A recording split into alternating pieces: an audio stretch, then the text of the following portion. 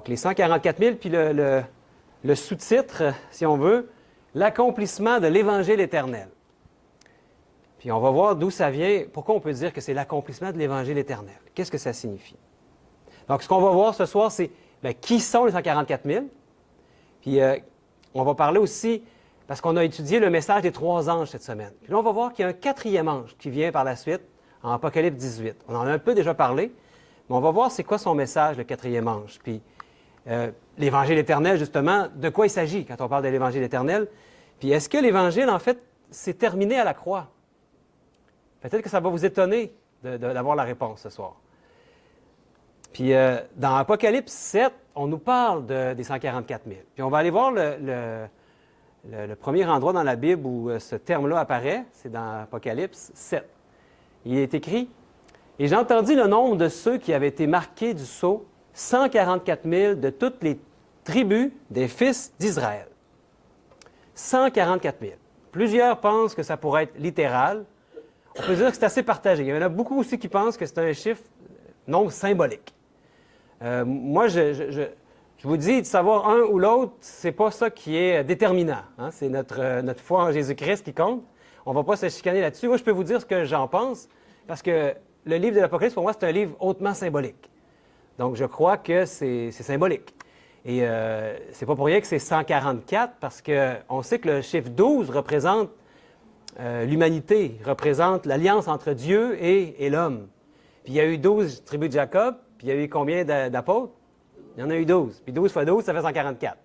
Donc, ça semble vraiment ce qui est la meilleure explication. Puis le 1000, bien, il y a un verset, je pense que je l'ai mis à l'écran, oui, qui indique ça indique une quantité importante. Donc, ce n'est pas un chiffre infini qu'on ne peut pas compter comme la grande foule, mais c'est un chiffre quand même important, comme on peut le constater dans 1 Chronique 16-15, qui dit « Rappelez-vous à toujours son alliance. Ses promesses sont pour 1000 générations. » C'est quand même beaucoup 1000 générations. Une génération, c'est combien d'années? C'est peut-être 40 ans dans la Bible. Donc, ça fait 40 000 ans. Et quand Dieu dit que ses promesses sont pour 1000 générations, ça veut dire pour toujours, parce que l'humanité, elle n'a même pas ça, 40 000 ans. Donc, c'est intéressant. Et en fait, les 144 000, d'après moi, ce que je comprends, c'est que c'est un nombre de croyants fidèles, un bon nombre de croyants fidèles sur cette terre, qui vont être vivants au retour de Jésus. Puis on va regarder ce que nous dit la suite au verset 5. Puis là, il faut vraiment comprendre et avoir en tête ce qu'on a vu hier sur Israël. Vous vous souvenez de ce qu'on a dit sur Israël? Hier, on a parlé de cette théologie du dispensationalisme, j'ai réussi à le dire. Et ça, c'était par rapport aux dispensations du peuple d'Israël puis des chrétiens. On a vu que la dispensation d'Israël s'était terminée quand est-ce? Est-ce que vous vous souvenez? À la fin des 70 semaines de Daniel 9, qui s'était terminée par un événement que Dieu a vraiment voulu que ça soit, qu'on puisse le voir. Il y avait Étienne qui a eu une vision, juste avant d'être lapidé. Vous vous souvenez, c'était quoi qu'il y avait comme vision? Il avait vu Jésus debout à côté du trône, signifiant un jugement. On avait vu que les 490 semaines de Daniel 9, c'était un temps qui était pour quoi? Qui était fixé pour le peuple d'Israël. C'était la fin de la dispensation d'Israël qui s'est produite à ce moment-là. Donc, pour ceux qui n'étaient pas là hier, c'est peut-être trop raccourci ce que je vous dis là, mais c'est ce qu'on a vu hier. Puis là, il y a beaucoup plus de détails qu'il faudrait considérer. Mais ça va être important pour ce soir de se rappeler ça. Puis, ce qui est important, c'est, on va essayer de comprendre. Ici, on a vu que j'ai entendu le nombre de ceux qui avaient été marqués du sceau, 144 000 de toutes les tribus des fils d'Israël. Puis là, on se dit, bien, Sébastien, ça ne marche pas, ce que tu me dis. Là, ici, on nous parle des 12 tribus d'Israël, c'est eux qui vont être marqués du sceau. Il faut concilier ça avec ce qu'on a déjà vu. La Bible ne peut pas être en désharmonie. Donc, si on regarde la suite, là, les 12 tribus sont nommées. De la tribu de Juda, 12 000 marqués du sceau. De la tribu de Ruben, 12 000 de la tribu de Gad, et de la tribu d'Asser, 12 000 de la tribu de Nephtali.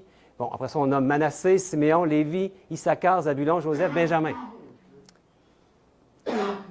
Et là, il faut vraiment je vous dis, l'Apocalypse, c'est un livre qui est symbolique, puis qu'il faut aller considérer, il faut aller interpréter avec d'autres écrits de la Bible. Puis on sait très bien que les tribus de Jacob, on peut trouver ça. C'est quoi les tribus de Jacob dans la Bible? Si vous allez, par exemple, dans Deutéronome, on a une liste des 12 tribus de Jacob. Puis je vais vous les mettre à l'écran. Puis on va les mettre à l'écran en comparant avec ce qu'on retrouve dans Apocalypse 7. Puis on va les comparer, voir si c'est la même chose. Vous allez voir que c'est intéressant. Donc, la liste des 12 tribus d'Israël est différente de la liste originale. Les 12 tribus d'Israël, vous les avez ici. C'est selon Deutéronome 27, 12 et 13. Donc, Siméon, Lévi, Juda, Issachar, Joseph, Benjamin, Ruben, Gad, Aser, Zabulon, Nephtali et Dan. Puis, ce qu'on vient de voir ici dans ces tribus-là, vous les voyez, ils sont ici. Ils sont tous les mêmes, sauf Dan n'est pas là. Il y a Manassé à la place. Est-ce que vous avez déjà remarqué ce détail? Et c'est intéressant, il faut comprendre. C'est comme une énigme à résoudre. Pourquoi est-ce qu'il y a une tribu qui n'est pas mentionnée dans l'Apocalypse? Ici, là, Dan n'est pas là. Puis celui qui est à la place, c'est Manassé. Manassé, c'était qui? C'était Joseph, un des fils de Joseph. Il y avait Éphraïm aussi, Manassé. Et ici, c'est Manassé qui est nommé à la place de Dan. Pourquoi? Puis, premièrement, aussi, ici, présentement, là, les tribus sont juste mentionnées vis-à-vis, mais ce n'est pas dans l'ordre qu'on a vu dans l'Apocalypse ici. Là. Le premier qui est nommé, c'est qui? Judas. Et pourtant, Judas, est-ce que c'est le premier enfant de Jacob? Pour ceux qui connaissent les 12 tribus de Jacob, est-ce que vous savez c'était qui la première tribu de Jacob? C'est Ruben, exact. Donc, pourquoi ce n'est pas Ruben qui nous est mentionné en premier ici? Il est mentionné en deuxième. Vous savez, il n'y a rien qui est au hasard dans la Bible. Ils ne se sont pas trompés, là. Quand Dieu a révélé ça à l'apôtre Jean, il y avait une raison. C'est là, cette raison-là qu'il faut comprendre. Puis pourquoi que Dan n'est pas mentionné? Donc, on sait que Judas a été la tribu la plus fidèle à Dieu. Et on peut sûrement en déduire qu'il y a quelque chose par rapport au côté de la qualité spirituelle de ces tribus-là. Quand il y a eu la bénédiction paternelle, parce qu'avant que Jacob meure, chacun de ses fils est venu devant lui puis il a prononcé une bénédiction avant sa mort. Puis, qu'est-ce qu'il avait dit comme bénédiction à Judas? Il avait prédit, il avait prophétisé, si on veut dire, parce que c'est ce qui s'est passé, que la tribu de Judas serait vraiment la plus dévouée que toutes les autres. Puis, je vais vous mettre un passage ici de la bénédiction, en Genèse 49. Ça dit « Le sceptre ne s'éloignera point de Judas ». Le sceptre, ça veut dire son pouvoir, son autorité. Hein, c'est ce qu'on parle quand on parle d'un roi. Et ni le bâton souverain d'entre ses pieds, jusqu'à ce que vienne le Shiloh. Le Shiloh, c'est le Messie. Et que les peuples lui obéissent. Intéressant, hein? La tribu de Juda a été la plus fidèle dans son alliance avec Dieu. Et vous savez, Jésus est sorti d'une des tribus de Juda. Vous savez laquelle? D'une des tribus d'Israël, je veux dire. Juda, oui. J'ai vendu mon punch, hein? Donc oui, c'est intéressant de savoir que le Messie est sorti de la tribu de Juda. Donc ça, ce n'est pas non plus à négliger. Donc on peut conclure que cette liste est en ordre selon les qualités spirituelles de chaque tribu. Mais qu'en est-il maintenant de pourquoi il y a une tribu qui est pas mentionnée? Celle de Dan. Donc, on a vu à Dan, qu'est-ce que Jacob a dit avant sa mort à son fils Dan? On va aller voir ça, c'est dans Genèse 49, 17 à 18. Dan sera un serpent sur le chemin, une vipère sur le sentier, mordant les talons du cheval pour que le cavalier tombe à la renverse.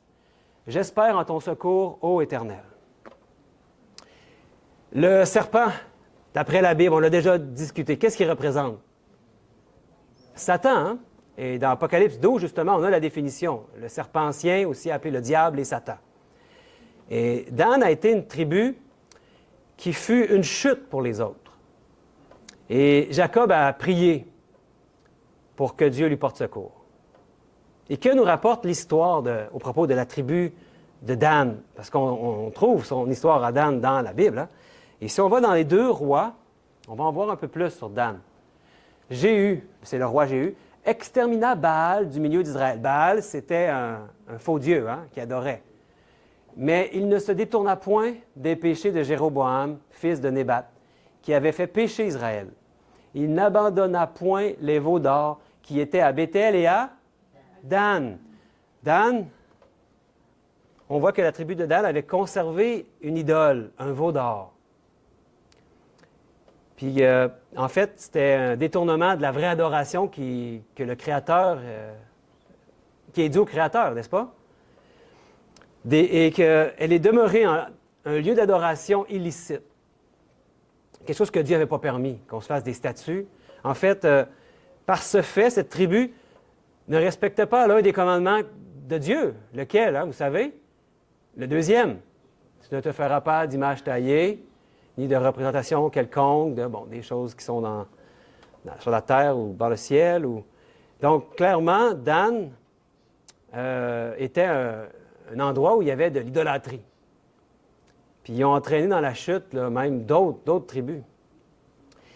Est-ce que la tribu de Dan, parce que son père, à Dan, il espérait le secours, il espérait qu'il puisse se repentir. Est-ce que c'est arrivé? Est-ce que Dan s'est repenti? Ou est-ce qu'elle a persévéré dans son péché? On va le voir dans Amos. Amos 8, 14. Ceux qui prêtent serment par l'idole, coupables de Samarie, tous ceux qui disent « Vive ton Dieu, ô Dan, vive le culte rendu à Beersheba », tomberont sans jamais se relever. Donc, il semble qu'ils ne se sont jamais relevés. Puis on nous parle de Dan ici. Donc, la tribu de Dan blasphème contre Dieu par son adoration idolâtre. Elle rend hommage à un faux Dieu en imitation du seul Dieu véritable, le Créateur. Puis le prophète Amos annonce que cette tribu tombera et sera rejetée définitivement. C'est pour cela qu'elle ne fait pas partie du peuple de Dieu de la fin. Dan représente ceux qui, à la fin, se disent chrétiens, mais adorent un faux Dieu en imitant le vrai. Peut-être que ça vous rappelle certains éléments qu'on a vus pendant nos 4 premières conférences. Des éléments de fausse adoration parmi les chrétiens. On a peut-être en tête ceux qui adorent les morts, ou on a parlé aussi du Dieu Soleil, qui était adoré de quelle manière? Et on avait vu que dans Babylone, il y avait l'adoration du Soleil, qui était très grave. Puis Marie, il y en a qui adorent Marie aussi. C'est une femme extraordinaire, mais elle est morte, Marie. On ne peut pas l'adorer. Donc, ça représente quelque chose qui, par rapport aux chrétiens aujourd'hui, qui représente les chrétiens qui adorent, dans le fond, de faux dieux. Donc, aujourd'hui, qu'est-ce que ça représente, les tribus qu'il y a ici? On sait que c'est terminé pour la dispensation juive. Ça ne veut pas dire que pour les Juifs, individuellement, c'est terminé pour eux. Mais en tant que nation, ils ont cessé d'être le peuple élu de Dieu. Maintenant, l'Évangile a été prêché aux gentils, aux païens, puis elle s'est dispersée partout dans le monde, comme on l'avait vu hier. Donc, c'est l'Église fidèle de Christ qui constitue maintenant l'Israël spirituel. Puis ici, j'ai mis plusieurs versets qui nous le démontrent dans le Nouveau Testament. Surtout, oui, c'est ça. Donc, je ne sais pas si c'est assez gros pour qu'on le voit derrière, mais il est écrit « Car ce n'est rien que d'être circoncis ou incirconcis, ce qui est quelque chose, c'est d'être une nouvelle créature. Paix et miséricorde sur tous ceux qui suivront cette règle et sur l'Israël de Dieu. Reconnaissez donc que ce sont ceux qui ont la foi qui sont fils d'Abraham. » Intéressant, n'est-ce pas? Si vous avez la foi, vous êtes considérés, d'après ce qu'il dit ici, comme des fils d'Abraham. Abraham, c'était un juif. Vous n'êtes pas juif. Comprenez-vous? L'Israël spirituel, les chrétiens sont appelés maintenant l'Israël spirituel, le peuple de Dieu. Si vous êtes à Christ, le prochain verset dans Galates nous dit, vous êtes donc la postérité d'Abraham, héritiers selon la promesse. Qui sont les héritiers? Ceux qui sont par la chair ou ceux qui sont par l'esprit? Un autre texte d'Apocalypse nous dit, « Je connais les calomnies de la part de ceux qui se disent juifs et ne le sont pas, mais qui sont une synagogue de Satan. » Et dans Romains 2, il nous dit, « Le juif, ce n'est pas celui qui en a les dehors et la circoncision. Ce n'est pas celle qui est visible dans la chair, mais le juif, c'est celui qui l'est intérieurement. Et la circoncision, c'est celle du cœur, selon l'esprit et non selon la lettre. Si on reste selon la lettre, selon la chair, on reste accroché à l'Israël, qui est la nation physique en Israël, dans l'autre côté de l'océan Atlantique. Mais d'après ce qu'on voit ici, avec plusieurs témoins, on fait fausse route de diriger nos regards vers Israël. La prophétie ne va pas s'accomplir avec eux. Malgré qu'il peut y avoir des Juifs, comme j'ai dit, qui font partie de 144 000 en tant qu'individus, mais en tant que nation, c'est pas là qu'il faut regarder, mes frères et sœurs. Donc, si vous êtes d'accord avec moi, on continue avec la prémisse que les 144 000, ce sont des chrétiens, comme vous et moi. Donc, maintenant, on va voir ce que Dieu veut accomplir au travers d'eux. C'est ça qui est vraiment intéressant. Puis, dans les premiers soirs, on a étudié le message des 3 anges. Vous vous souvenez, le premier ange disait « Craignez Dieu, donnez-lui gloire, parce que l'heure de son jugement est venue. » Le deuxième nous disait « Babylone est tombée. » Puis le troisième nous disait quoi? « Prenez pas la marque de la bête. » On a vu qu'il y avait une bête, on a identifié la bête, puis on a compris c'était quoi la marque il y a 2 jours. Puis on comprend que quand ça nous dit qu'il y a un message des 3 anges, ce n'est pas un ange qui vient du ciel. Hein? Un ange, en grec, ça veut dire « agelos », ça veut dire « messager ». Fait quand on lit « ange », on peut dire « le premier messager » au lieu de « ange ». Ça serait aussi bon. Ça a été traduit par « ange », mais ça veut aussi dire « messager ». Donc, il est en train de parler à qui quand il dit « messager » ? Ben, à son peuple, à vous, hein? Puis à moi. Il est en train de nous dire, voilà, c'est ça le message le plus solennel que tu as à donner au monde maintenant. Puis on va découvrir quand est-ce que ce message-là doit être donné. Est-ce qu'on est dans le temps de donner ce message-là? Depuis quand ce message-là doit être donné? On va découvrir ça ce soir. J'espère que je ne vais pas être trop long. On a du temps. Donc, les messages des 3 anges, ça nous dit, je ne l'ai pas mis à l'écran, je pense, hein, mais ça nous dit un autre ange. Puis dans chapitre 18, on va voir ce même mot-là qui est écrit, un autre ange. On va aller le voir, puis on va partir de là. Apocalypse 18, verset 1. « Après cela, je vis descendre du ciel un autre ange qui avait une grande autorité, et la terre fut éclairée de sa gloire. » Un autre ange. Un autre ange. Quand on dit un autre ange, ça implique quoi? Ça veut dire qu'il y en avait d'autres avant. Parce qu'il y en a un autre. Il y en a sûrement au moins un autre avant. Puis comment est-ce qu'il est décrit cet autre ange-là? Il y a quelque chose de particulier, hein? Il y a une grande autorité. Donc ça va être intéressant parce qu'on va essayer de trouver ces caractéristiques-là ailleurs dans l'Apocalypse pour comprendre, pour faire des parallèles. Puis on va aller voir le verset suivant en premier. Il cria d'une voix forte, disant, elle est tombée, Babylone la grande. Elle est devenue une habitation de démons, un repère de tout esprit impur, un repère de tout oiseau impur et odieux. On avait déjà vu ce texte-là dans les jours passés. Mais ici, qu'est-ce qui fait cet ange-là? Il crie, hein? Il crie avec une petite voix? Une voix forte. Et puis, en plus, il y a une grande autorité qu'on a vue. Il crie d'une voix forte, grande autorité. Donc, où est-ce qu'on peut trouver, dans le livre de l'Apocalypse, d'autres références à cet autre ange qui, on l'a vu, crie d'une voix forte, puis il y a une grande autorité. Si vous allez les premiers 6 chapitres de l'Apocalypse, vous ne trouverez pas. En tout cas, moi, je n'ai pas trouvé. Mais si vous allez au chapitre 7, on va voir une première référence. On va voir les versets 1 et 2. D'abord, il y a les 4 anges qu'on avait déjà vus, qui retiennent les 4 vents des cieux. Hein? Après cela, je vis 4 anges debout aux 4 coins de la terre. En fait, ils ne retiennent pas les vents des cieux, ils retiennent les 4 vents de la terre, afin qu'il ne souffle point de vent sur la terre, ni sur la mer, ni sur aucun arbre. Mais il est écrit 4 anges. Il n'est pas écrit 4 autres anges. Mais à partir du verset 2, il est écrit « Et je vis un autre ange qui montait du côté du soleil levant et qui tenait le sceau du Dieu vivant. Puis il cria d'une voix forte aux 4 anges à qui il avait été donné de faire du mal à la terre et à la mer. » Intéressant, parce que il y a les 4 anges qui retiennent les 4 vents. Puis après ça, c'est le premier passage qui parle d'un autre ange qui crie avec force. Puis, quel est le travail de cet ange? On l'a déjà vu vendredi pour ceux qui étaient présents. Qu'est-ce qui fait cet ange? Il tient quoi? Il tenait le sceau du Dieu vivant. Donc, c'est un ange qui scelle, n'est-ce pas? Son travail, lui, cet ange-là, c'est de sceller. Puis il y a le sceau du Dieu vivant. Fait que peut-être qu'il se promène avec un sceau, mais on sait que la marque, on a vu que c'était spirituel. Donc, il n'y a pas quelque chose de physique qui va nous mettre sur notre front comme un code-barre. Ou... C'est pas ça, mes amis. Hein? On l'avait vu. Donc, puis dans Apocalypse 18, on avait vu que l'ange crie aussi avec une voix forte. Un autre ange crie avec une voix forte. On a vu la même chose. Donc, les mêmes caractéristiques que dans le chapitre 7.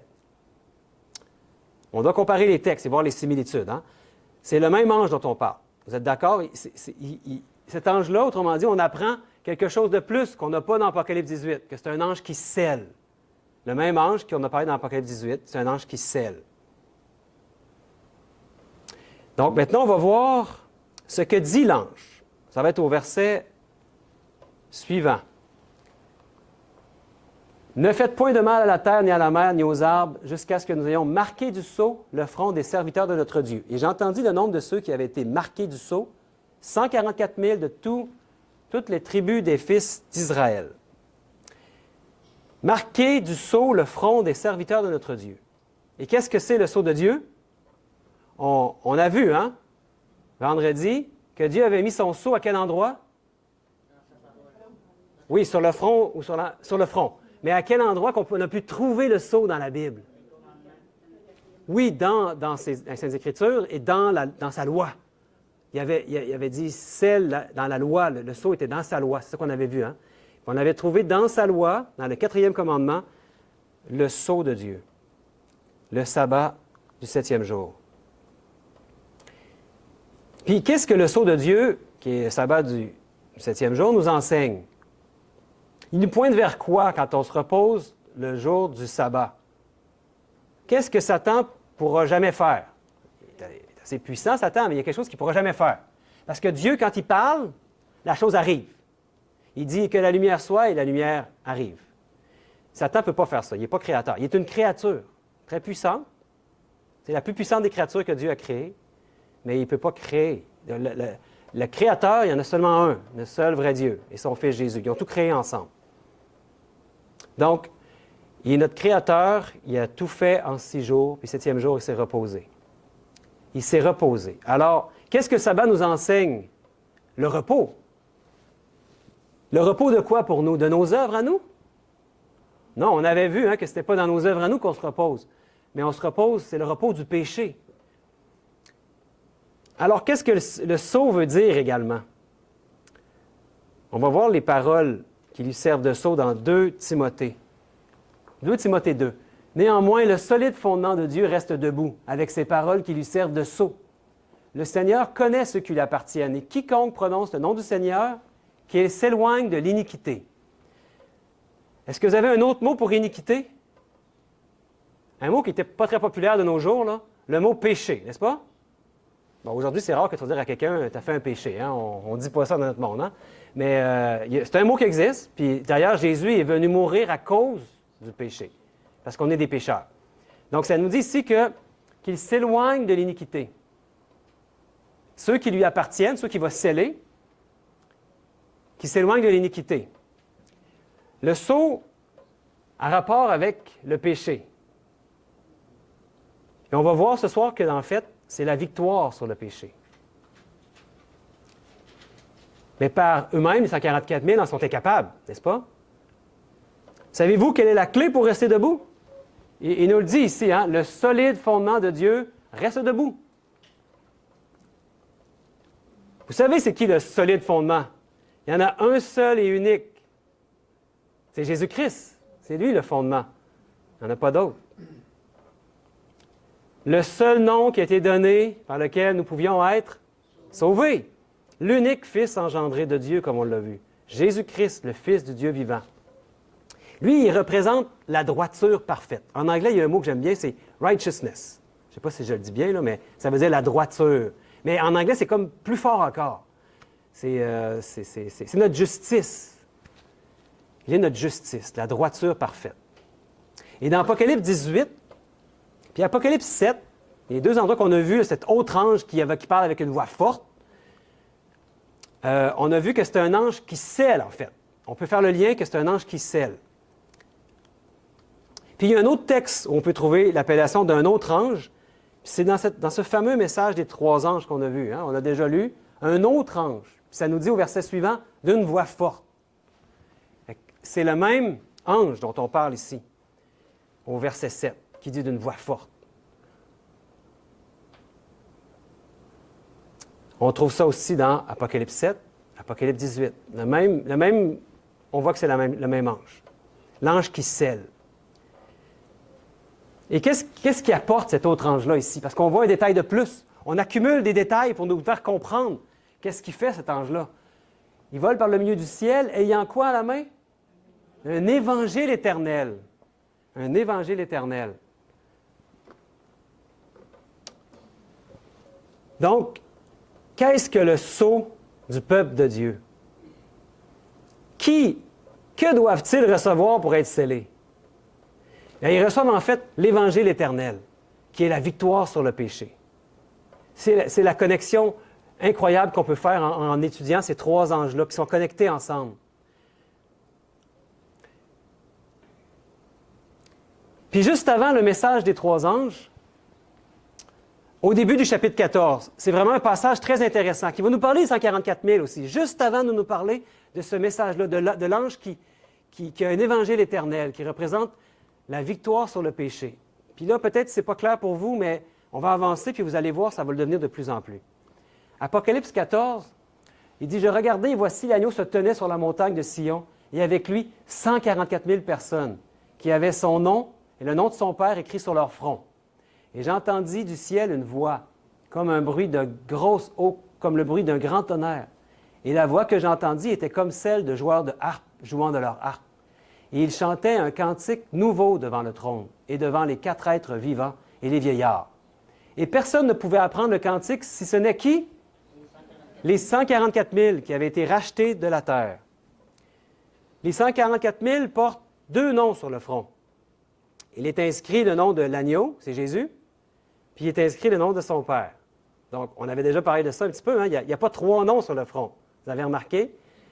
Si on a en tête un Dieu qui aurait 3 noms, 3 composantes, 3 en 1 en 3, vous comprenez ce que je veux dire. Donc, il faut faire attention. Ici, il y a un bon indice. Hein? Donc, à quel autre verset avons-nous vu un peuple être marqué au front? On l'a vu tantôt dans Apocalypse 7, verset 3. Marqué du sceau le front. C'était le travail de cet ange-là, l'autre ange.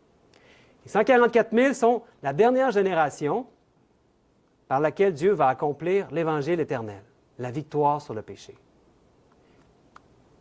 Incluant le péché négligé, souvent négligé par la plupart des chrétiens, le véritable sabbat de l'Éternel. Il ne faut pas l'oublier. Parce que, oui, je suis d'accord que l'Évangile éternel, c'est la victoire sur le péché, mais le péché, c'est la transgression de la loi, n'est-ce pas? Donc, si on sait quelque chose qu'on ne fait pas, ça devient un péché. Il y a des péchés dans la Bible qui sont conscients, d'autres qui sont inconscients. La Bible nous parle de ces 2 catégories de péchés-là. Aujourd'hui, je dirais que la plupart des chrétiens vont à l'Église le dimanche de bonne foi. C'est des vrais chrétiens sincères. Et ils sont en bonne conscience de cause. Ils vont à l'Église, puis pour eux, c'est ça la bonne journée, puis ils se l'ont fait dire toute notre vie comme la plupart d'entre nous ici, quand on a habité au Québec, qu'on était peut-être catholique, on a appris ça toute notre vie. Puis, mais à partir du moment où on en est conscient, là, on a une décision à prendre. Il faut se positionner. Et c'est ce que ces 3 anges-là vont proclamer au monde. Le grand cri, ça va permettre à chacun de se positionner. Donc, plus vite on peut accepter cette chose-là, plus vite on va pouvoir participer au grand cri. Parce que si on s'endurcit, si on laisse passer du temps, on risque de s'endurcir, puis à un moment donné, ça devient difficile de revenir en arrière. Puis on vient qu'à s'illusionner que ce n'est pas un péché. Mais un péché, c'est quand on transgresse la loi. Puis si ce n'est pas la bonne journée parce que ce n'est pas celle que Dieu a demandée, bien, c'est un péché. Il faut appeler un chat, un chien, un chien, n'est-ce pas? Et Dieu veut donner aux 144 000, il veut qu'il soit, je l'ai dit, l'accomplissement de l'Évangile éternel. Puis je vais vous dire pourquoi dans quelques instants. Mais ça, c'est la victoire sur le péché, incluant même le sabbat de l'Éternel, dans la bonne journée. Parce qu'aujourd'hui, on dit le sabbat chrétien, mais en fait, c'est le dimanche. Quand on parle du sabbat, on dit que c'est le sabbat des Juifs, mais on a vu que ça n'avait rien à voir. Ça a été donné à l'humanité, le sabbat. Et vous vous souvenez à quel moment en premier c'était donné le sabbat? Dès Genèse 2. N'est-ce pas? Quand Dieu a créé le sabbat, il l'a donné à Adam et Ève. Est-ce qu'Adam et Ève étaient des Juifs? Il n'existait même pas encore la nation juive. Adam et Ève étaient des êtres humains comme vous et moi. En fait, pas tout à fait comme vous et moi, parce qu'ils n'avaient jamais péché, eux. Mais aujourd'hui, il y a un problème majeur qu'on a parmi la plupart des chrétiens et qui empêche de voir cette réalisation-là que Dieu veut accomplir dans un peuple victorieux sur le péché. Et la Bible nous en parle, je vais vous le montrer. Et ce qui est le plus majeur qui nous empêche de croire à cette vérité-là de la victoire sur le péché dans un groupe, un peuple, c'est que les gens affirment que Jésus n'était pas comme nous. Donc, il n'avait pas la même nature que nous. Donc, lui, il ne pouvait pas pécher. J'ai entendu ça tellement souvent. Ah, ben écoute, moi, je suis fait de même. Je ne pourrais jamais arrêter de pécher, là. Moi, je suis pécheur. Bien, Jésus, lui, il n'a pas péché, mais Jésus, c'est Jésus. Là. Moi, je ne suis pas comme lui. Là. Je ne pourrais jamais être comme Jésus. Vous avez déjà entendu ça? Peut-être que c'est ce que vous avez en tête aussi. Donc, on va essayer de voir qu'est-ce qu'il y en est, parce que si on veut que Jésus soit notre exemple, mais il n'est pas comme nous. S'il n'est pas devenu l'un des nôtres, comment il pourrait nous sauver vraiment? Il fallait qu'il descende au plus bas de toute la dégénérescence de la race humaine. Vous savez, il y en a qui pensent qu'il a pris la nature d'Adam avant qu'il pêche. Mais l'être humain a changé après le péché. Il n'était plus le même. Donc, il fallait que pour nous sauver, il vienne prendre la nature, notre nature, après le pécheur. Donc, ce n'est pas parce que Jésus avait une nature qui l'attirait vers le mal que ça fait de lui un pécheur. Il n'a jamais péché, Jésus. Sa chair l'attirait vers le mal, et on va le voir. Donc, est-ce qu'on peut croire qu'il a pris la même nature que nous? Parce que la Bible nous dit qu'il a été tenté en tout point comme nous, mais sans jamais pécher. Et dans une nature pécheresse comme la mienne. Donc, il y a plusieurs versets. J'en ai mis 3. On dit 2 témoins, j'ai dit je vais en mettre 3, pour être certain. Un premier ici nous dit dans Philippiens 2, 6-8. Lequel, existant en forme de Dieu, n'a point regardé comme une proie arrachée d'être égal avec Dieu, mais s'est dépouillé lui-même. Il s'est dépouillé de quoi? De sa divinité, hein? Il a pris notre humanité, il a revêtu notre humanité. Et en prenant une forme de serviteur, en devenant semblable aux hommes et ayant paru comme un simple homme, il s'est humilié lui-même. Il est devenu comme un simple homme, donc comme vous et moi. Alors, moi, je peux m'identifier à lui. Un autre texte, dans Romains 8,3, Dieu a condamné le péché dans la chair en envoyant à cause du péché son propre Fils dans une chair semblable à celle du péché. Et un autre texte, dans Hébreux. En conséquence, il a dû être rendu semblable en toutes choses à ses frères, afin qu'il fût un souverain sacrificateur miséricordieux et fidèle dans le service de Dieu pour faire l'expiation des péchés du peuple. J'ai souligné ici toutes choses pour ne pas qu'on le manque, parce que toutes choses, c'est pas mal tout, hein? Il n'y a pas grand-chose d'exclu à ça. En fait, la différence, quand même une bonne différence qu'il y a entre nous et Jésus, c'est que lui, il n'a jamais péché. Il n'a jamais goûté au péché. Nous, on a goûté au péché. Quand on a déjà goûté au péché, peut-être on a une tendance à y retourner. Jésus n'a jamais eu cette propension-là au péché. Mais il avait la même chair que moi. Il pouvait pécher. Parce que il n'était pas immunisé au péché. Il y en a qui pensent que c'est le genre de magicien, que lui, il est venu sur la terre faire 33 ans pour nous enseigner, puis il n'aurait pas pu pécher. Non! Dieu, quand il a envoyé son Fils, il a pris un risque réel. Il est devenu un être humain comme nous. C'était la seule manière qu'il pouvait nous sauver. S'il devenait comme nous. Et il n'a pas péché. Amen. Et il nous sauve vraiment parfaitement. Il peut vraiment devenir le souverain sacrificateur. Vous savez ça, qu'il y avait un sanctuaire sur la terre? Puis ça, c'était un type de tout ce que Jésus allait accomplir. Et il ne pouvait pas arriver sans naître, sans devenir un humain, puis devenir le souverain sacrificateur. Ça n'aurait pas été... Dieu, il fonctionne de façon correcte. Hein? Et pour devenir notre souverain sacrificateur, il devait devenir un humain. Il ne pouvait pas devenir autre chose que ça. Un ange ne pourrait pas venir, ou il ne pourrait pas devenir juste puis nous parler. Non, il fallait qu'il devienne un humain pour devenir notre souverain sacrificateur. Ça fait du sens pour vous? Donc, il a pris un corps semblable au nôtre. Puis c'est dans ce corps qu'il a démontré la puissance du Père. Lui-même, il a dit qu'il a fait les œuvres de son Père. Toujours, il est en communion avec lui, puis il a fait ses œuvres à lui toujours. Croyez-vous qu'on est aussi appelé à suivre son exemple et à prouver que ce que Dieu a fait en Christ, il peut le faire en chacun de nous, lorsqu'on se soumet à lui. Parce que lui, il s'est soumis parfaitement à son Père. Et là, maintenant, il se prépare un peuple, les 144 000, mature. À la maturité de qui? Les talons. Les talons de mesure, on l'a dit hier, hein, c'est qui? C'est Christ. Il veut un peuple rendu à cette maturité-là. Parce qu'ils sont morts à eux-mêmes, à leur ego, puis qu'ils laissent Christ vivre en eux. Donc, en fait, c'est pas nous qui va le faire, c'est Christ qui va le faire au travers de nous. Puis là, je vous ai dit, est-ce qu'on est prêt à suivre son exemple? Moi, je vais vous dire, j'ai essayé de suivre Jésus comme mon exemple, comme mon modèle. J'ai essayé de copier son caractère. Mes frères et sœurs, je dois vous dire que j'ai échoué. Ça ne fonctionne pas.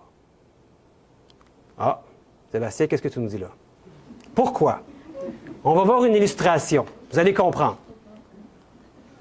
Est-ce que vous préférez la copie ou l'original? C'est quoi ici qu'on voit le tableau? La Joconde?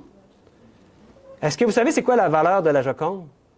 Estimée, parce que si quelqu'un la vend, ça va peut-être être encore plus. Mais il estime à 2 milliards. 2 milliards!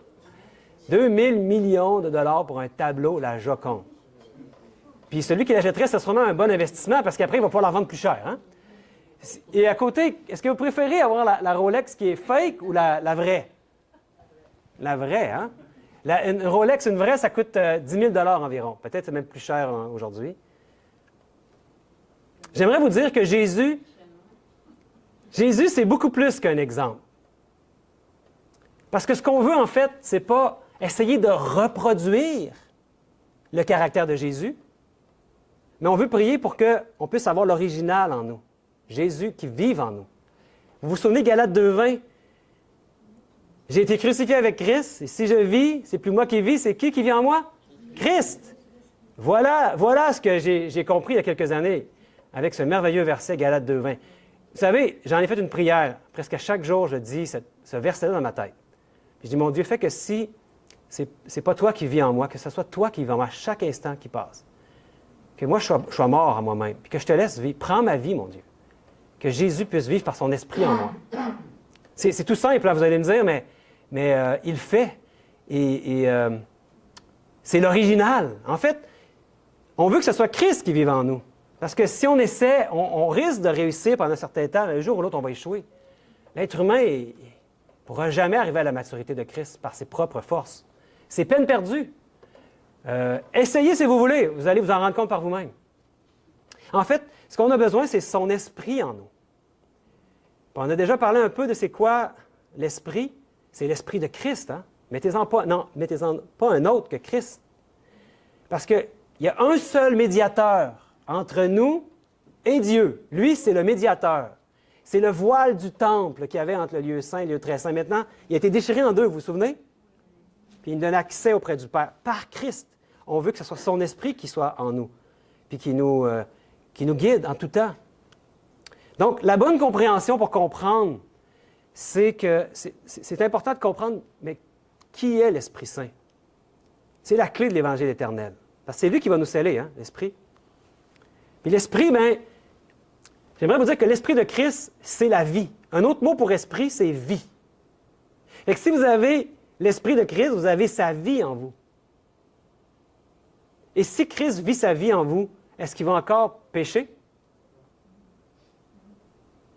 Il y a quelques personnes qui disent non. Les autres, vous n'êtes pas sûrs?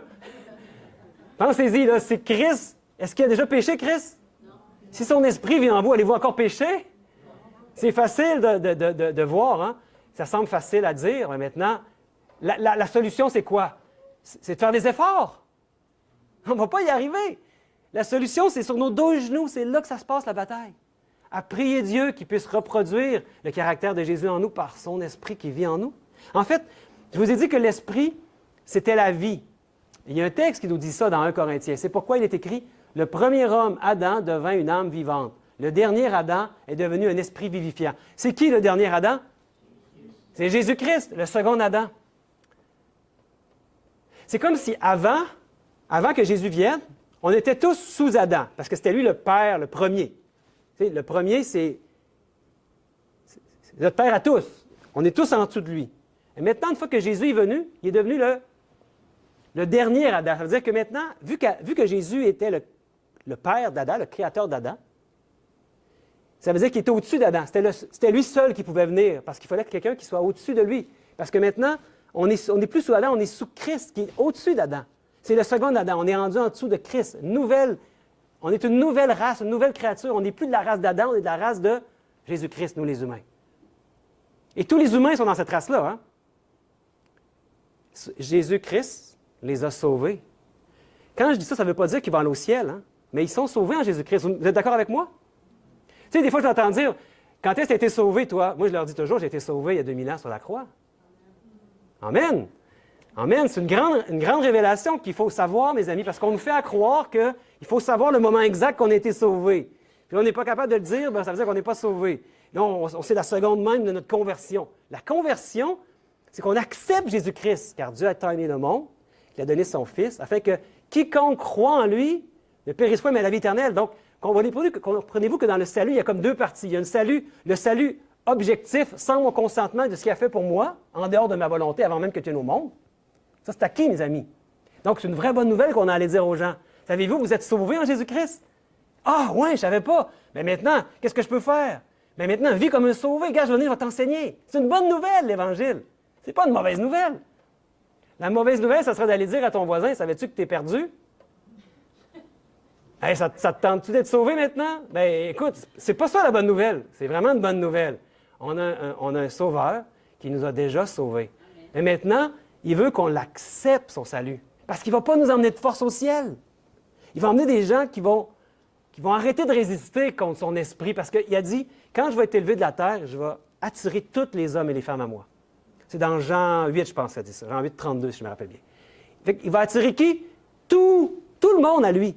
Même les gens qui sont les musulmans, des Bouddhas, des Papouasies-Nouvelle-Guinée, n'importe qui, là, n'importe quel peuple de partout dans le monde, il les attire. En ce moment même, il les attire à lui. Donc,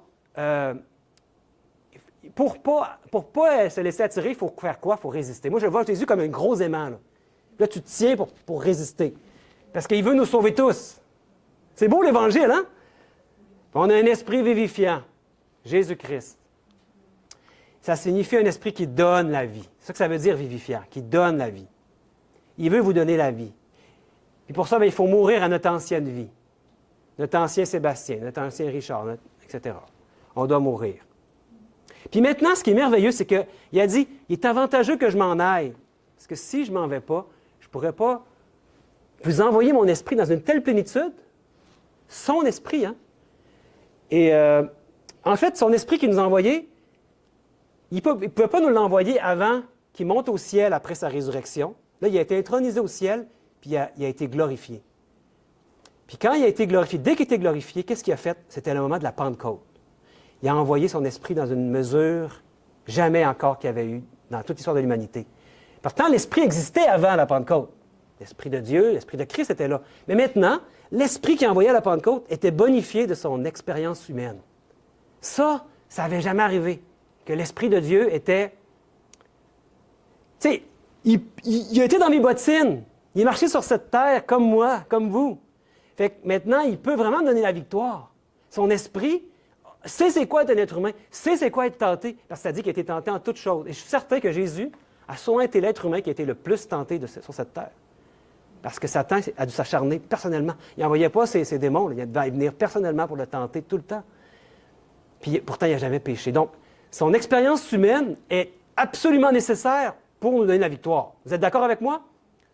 C'est une chose qu'il faut vraiment comprendre. Puis il a dit, je vais vous envoyer la promesse du Père. Restez à Jérusalem. Il a dit ça, c'est les apôtres. Hein? Les apôtres étaient restés dans la chambre haute, ils priaient. Puis là, ils réglaient leurs conflits. Puis là, à un moment donné, la promesse du Père est arrivée. Les murs ont tremblé. Hein? Il y a eu un grand vent, puis il y a eu des langues de feu. C'est la promesse du Père que Jésus leur avait promis de leur envoyer. Il dit, allez pas faire d'évangélisation tout de suite. Attendez que la promesse du Père vous envoie. Cet esprit-là que je vais vous envoyer, c'est ce que ça vous prend. Est-ce qu'il est encore disponible, cet esprit-là? Mais oui. Puis il nous est promis qu'à la fin, avant que Jésus revienne, il va avoir la pluie. Ça, c'était la pluie de la première saison. Il va avoir la pluie de l'arrière-saison.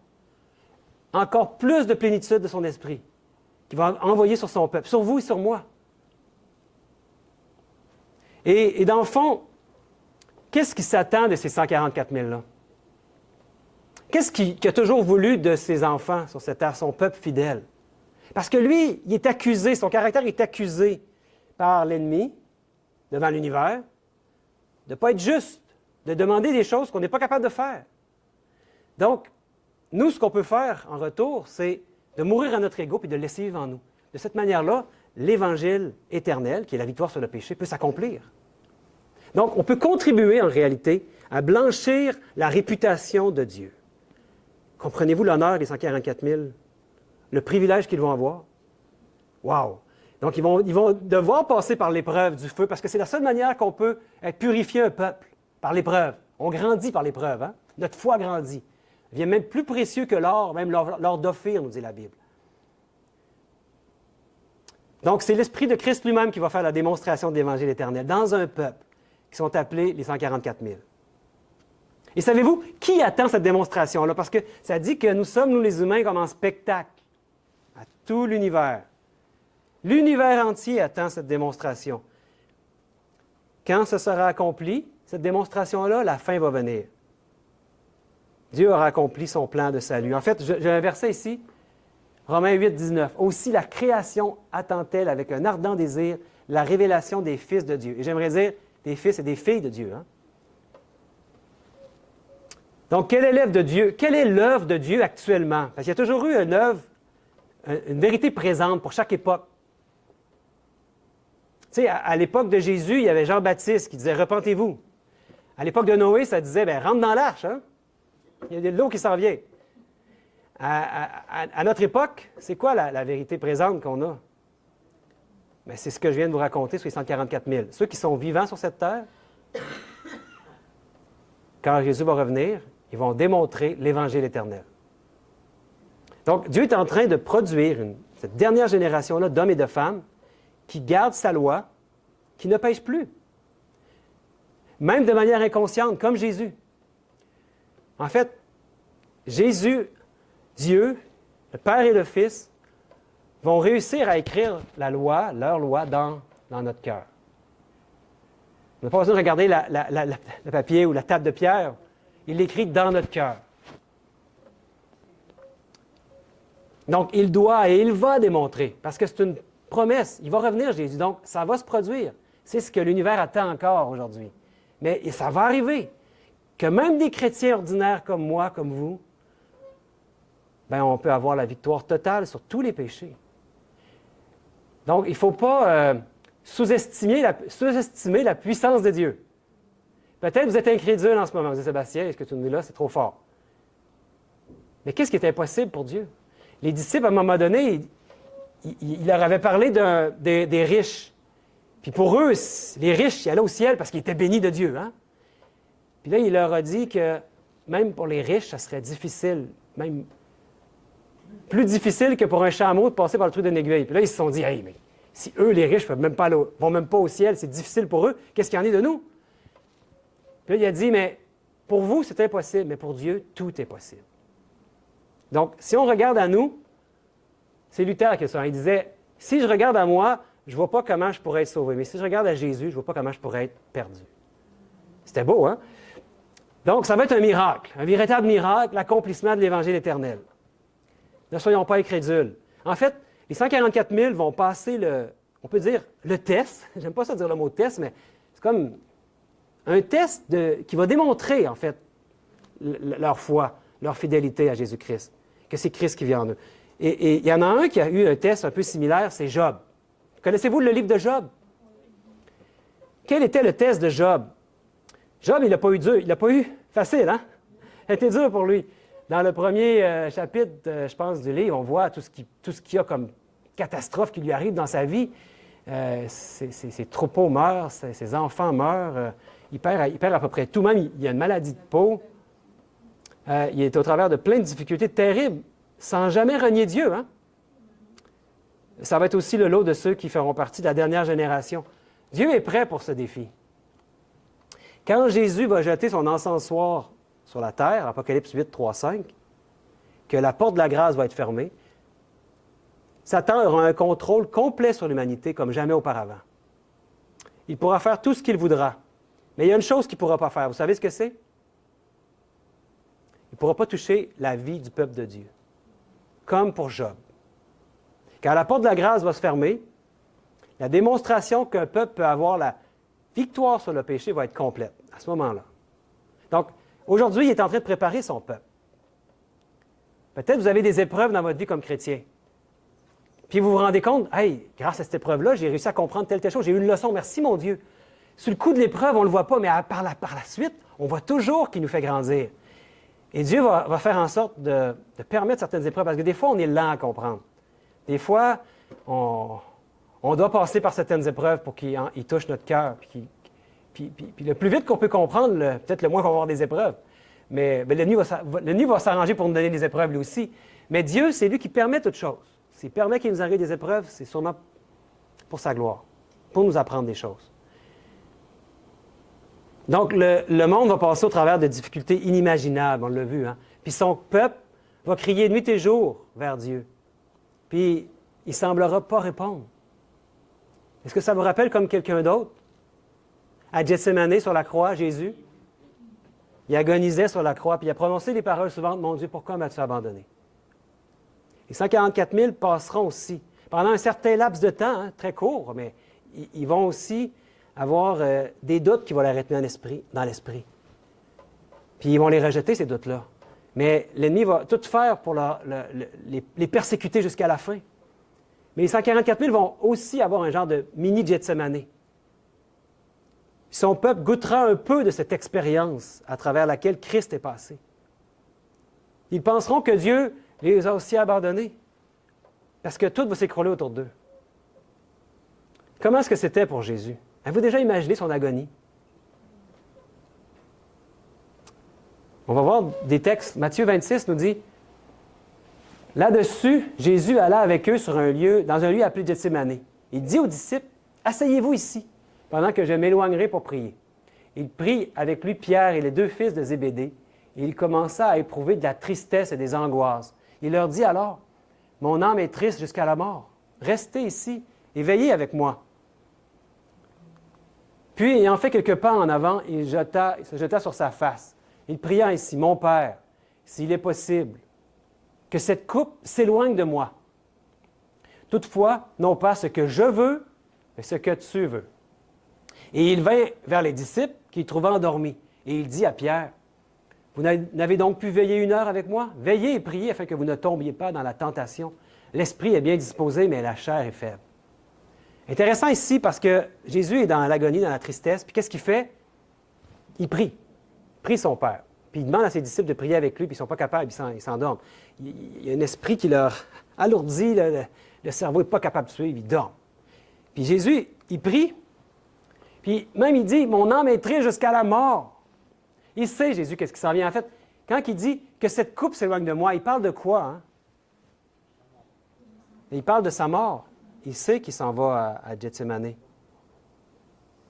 Puis il dit, toutefois, il dit, « Éloigne de moi cette coupe, mon Dieu. » Mais si cette prière-là de Jésus est exaucée, qu'est-ce qui arrive? Est-ce qu'il peut encore nous sauver? Non. Donc, mais il dit, non pas ce que je veux, mais ce que tu veux. Il rajoute ça dans sa prière. C'est formidable parce que ça veut dire que sa volonté à Jésus, ce que je veux, c'est sa volonté. Jésus, est-ce qu'il voulait aller à la croix dans sa chair, dans sa volonté? Non. Il était humain comme vous et moi. Sa volonté ne voulait pas souffrir, ne voulait pas avoir ces persécutions-là, puis il ne voulait pas mourir. Sa chair ne voulait pas. Mais il a rajouté non pas ce que je veux, mais ce que tu veux. Puis dans Luc 22, il dit, « Étant en agonie, il priait plus instamment, et sa sueur devint comme des grumeaux de sang qui tombaient à terre. » Des grumeaux de sang. C'est pour dire à quel point son agonie était... Qu'est-ce que Jésus a ressenti, mes amis? Donc, on va aussi avoir à notre mesure, à nous, à vivre une expérience où ce que ça va être de l'angoisse aussi, de l'agonie qu'on va vivre, comme notre Sauveur. On va avoir l'impression d'être seul. Est-ce qu'on va se décourager et renier Dieu au moment de l'épreuve?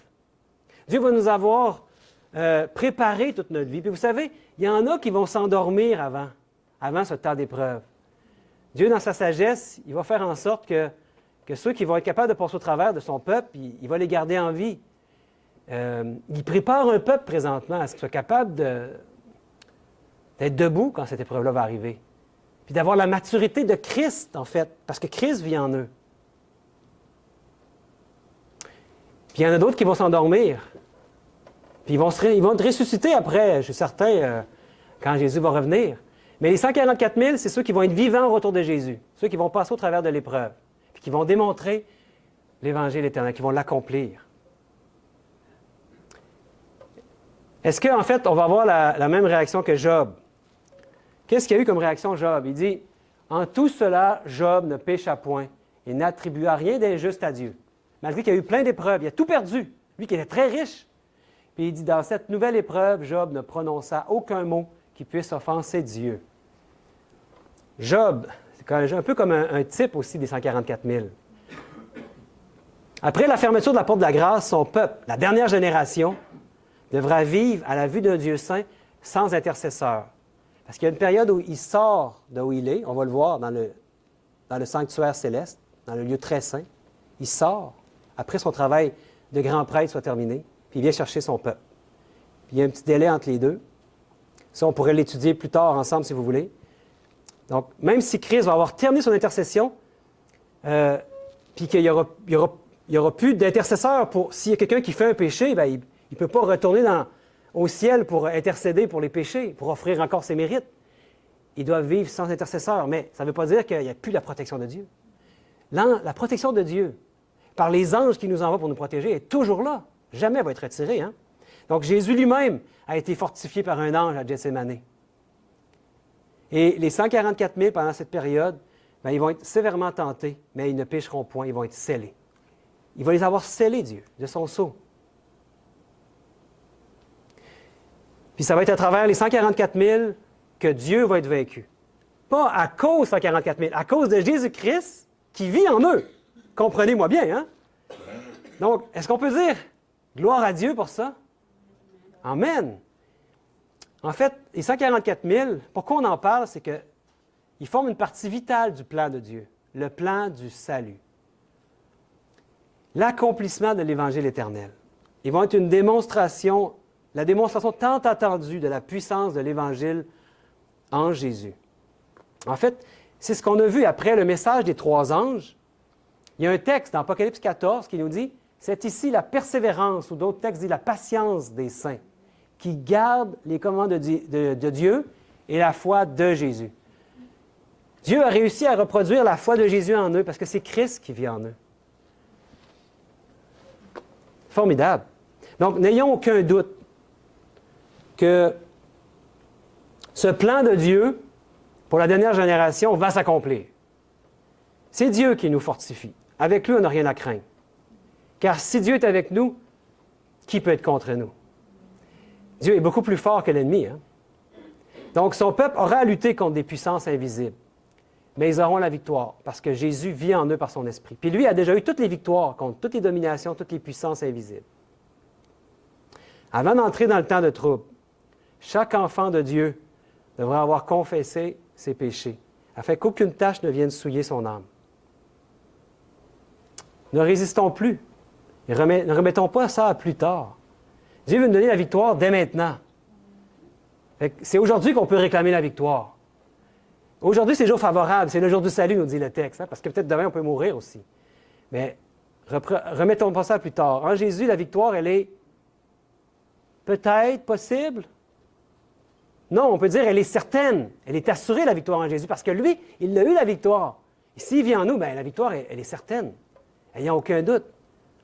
Parce qu'il y a eu une victoire dans la même nature que la mienne.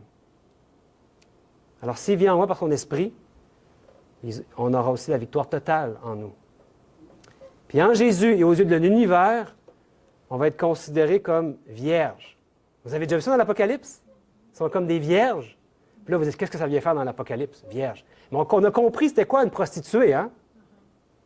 Ça veut dire qu'elle va vers plusieurs dieux. La vierge, elle, qu'est-ce qui arrive? Elle n'est pas en train d'aller à droite, courir à gauche et à droite. Elle est vierge. Elle est pure. C'est la femme pure qu'on a vue dans Apocalypse 12. Donc, vierge, ça veut dire jamais péché. Est-ce que ça veut dire que ces gens-là vont jamais avoir péché de leur vie? Non. Tous ont déjà péché. La Bible nous dit, aucun va pouvoir dire qu'il est sans péché, sinon il serait un menteur. Mais il y a une certaine période de temps où ce que Dieu va démontrer l'Évangile éternel, la victoire sur le péché. Pendant combien de temps, je ne sais pas. Peut-être certains, ça va être juste quelques jours, quelques semaines, quelques mois, je ne sais pas. La Bible ne nous le dit pas. Mais il y a un certain temps où est-ce qu'ils vont vivre sans péché. Et ils vont suivre l'agneau partout où il va. Si tu suis l'agneau partout où il va, est-ce que tu fais encore des péchés? C'est ce que l'Évangile nous dit, qu'on va suivre l'agneau partout où il va. Le croyez-vous? Amen. Il ne faut pas diminuer la puissance de l'Évangile, mes amis. Et j'ai ça ici à l'écran. Vous allez voir le dernier mot qui est utilisé. Ce sont ceux qui ne se sont pas souillés avec des femmes. Des femmes, c'est quoi dans la Bible? Des églises infidèles ici, hein, qui ont d'autres dieux. Car ils sont vierges. Ils suivent l'agneau partout où il va. Puis ils ont été rachetés d'entre les hommes comme des prémices pour Dieu et pour l'agneau. Et dans leur bouche, il ne s'est point trouvé de mensonge, car ils sont irrépréhensibles. Ça veut dire quoi le mot irrépréhensible? Tu ne peux rien leur reprocher. D'autres textes nous disent sans tache. Sans tache, irrépréhensible. On ne trouve plus de péché en eux. Et cette dernière génération-là va être comme, ça dit, des prémices pour Dieu et pour l'agneau. Comme le 7e après Adam. Est-ce qu'il y en a qui savent c'est qui le 7e qui est né après Adam? Il y a eu Adam, son fils, son petit-fils, le 7e. Il s'appelle Enoch. Vous irez voir ce que la Bible nous dit par rapport à Enoch. Il est disparu. Donc, Enoch a vécu, il a eu des enfants. Puis après, il a marché, la Bible nous dit, 300 ans avec Dieu.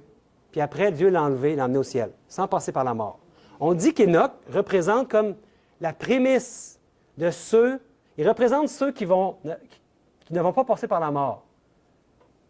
La première mort, la mort que tout le monde passe, hein? Pas la seconde mort qu'on a parlé hier. Mais lui, il n'a jamais passé ni par la première, ni par la deuxième mort.